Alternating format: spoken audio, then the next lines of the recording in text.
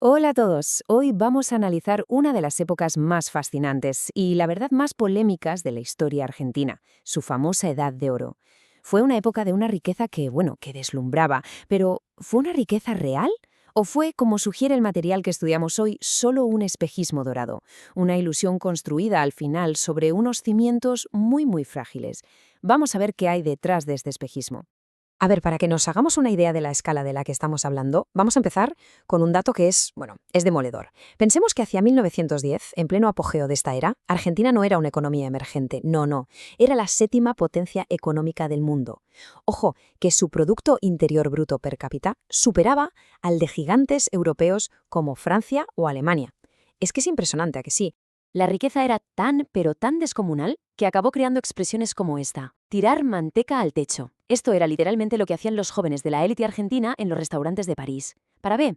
Pues para demostrar su opulencia, su desprecio por el dinero. Se convirtió, claro, en el símbolo de una clase social que vivía en una especie de fantasía, muy a menudo totalmente desconectada de la realidad de su propio país. Y aquí es donde el análisis da un giro de 180 grados. ¿Era toda esta riqueza un signo de poder, de soberanía? La fuente que analizamos nos lanza una pregunta bastante incómoda. ¿O era Argentina en realidad la joya de la corona del Imperio Británico? O sea, una pieza valiosísima en un engranaje económico controlado desde Londres, pero no una potencia por sí misma. Para entender cómo se llegó a esta situación, tenemos que irnos un poquito para atrás, hasta 1880. Es aquí donde se sientan las bases del modelo que iba a convertir a Argentina en el granero del mundo. Y esta es la figura clave de todo el asunto, el presidente Julio Argentino Roca. Su lema, paz y administración, fue la señal de salida para un proyecto de Estado muy concreto. El objetivo era sencillo: unificar el país, pacificar las fronteras de dentro y crear una estructura moderna para que Argentina pudiera meterse de lleno en la economía mundial. Y la puesta en marcha de este proyecto fue, la verdad, monumental. Se expandieron las fronteras, se unificó la moneda y sobre todo se construyó una red de trenes inmensa, toda centralizada en el puerto de Buenos Aires. Pero ojo que toda esta estructura impresionante no buscaba un desarrollo propio, soberano, no. Su único fin era perfeccionar el modelo agroexportador, es decir, mandar la materia prima del país directamente a las fábricas de Gran Bretaña. Y ahora llegamos al punto crítico del análisis. El material lo llama la insubordinación prohibida, ya que se refiere pues a la decisión de no rebelarse, de no cuestionar el papel que le habían asignado a Argentina en el orden mundial. Una decisión que a la larga tendría unas consecuencias devastadoras. Lo que vemos aquí es una encrucijada histórica en toda regla. Por un lado, teníamos a potencias que estaban despegando, como Estados Unidos o Alemania. ¿Y qué hacían? Pues proteger sus industrias, las que estaban naciendo, con aranceles para construir una base industrial fuerte y sólida. Y por otro lado, ¿qué hizo la Argentina de la generación del 80? Pues justo lo contrario. Apertura total, libre comercio a tope.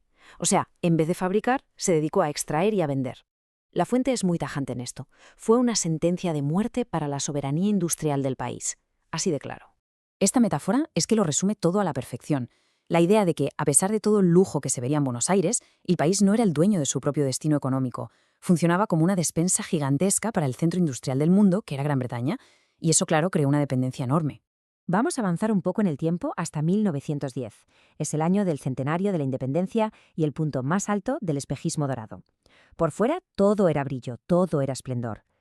Pero por dentro las grietas del modelo ya se empezaban a notar, y mucho. Es que esta dualidad es tremenda.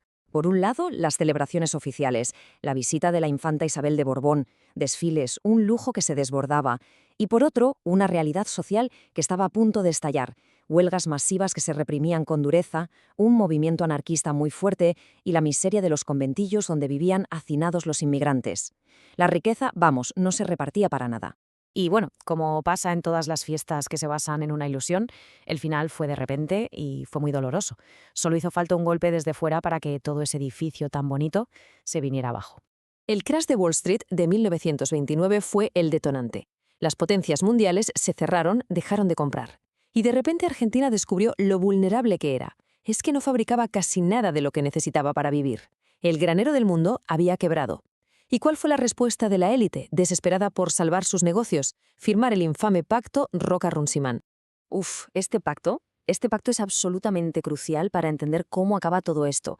Básicamente, a cambio de que Gran Bretaña siguiera comprando una parte de la carne argentina, el país le entregó unas concesiones enormes. Hablamos del control de los transportes, de beneficios para las empresas británicas, de todo. La fuente que analizamos no se anda con rodeos, lo describe tal cual como el certificado de defunción de nuestra soberanía económica. Casi nada. Entonces, ¿cuál es la lección final que podemos sacar de este análisis? Pues una conclusión tan clara como contundente.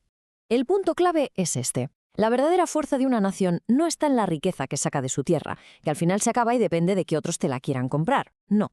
La fuerza reside en su capacidad de transformar, de crear, de fabricar, en su conocimiento, en su tecnología. Argentina fue muy rica, sí, pero no fue poderosa. Y esta frase final es una síntesis poética y demoledora. La generación del 80 construyó una fachada espectacular, una Buenos Aires que parecía París, con unos palacios y unos teatros que te dejaban con la boca abierta. Pero se olvidaron de lo más importante, construir los cimientos. O sea, una industria variada, soberanía tecnológica y una sociedad un poco más justa. Y con esta pregunta cerramos este análisis, una pregunta que resuena una y otra vez en la historia argentina y que nos invita a pensar sobre las decisiones que se tomaron y cómo nos afectan hoy. ¿Qué se prioriza? ¿La riqueza que se ve, la inmediata, o la fortaleza de fondo, la que dura a largo plazo? La respuesta, claro, sigue abierta.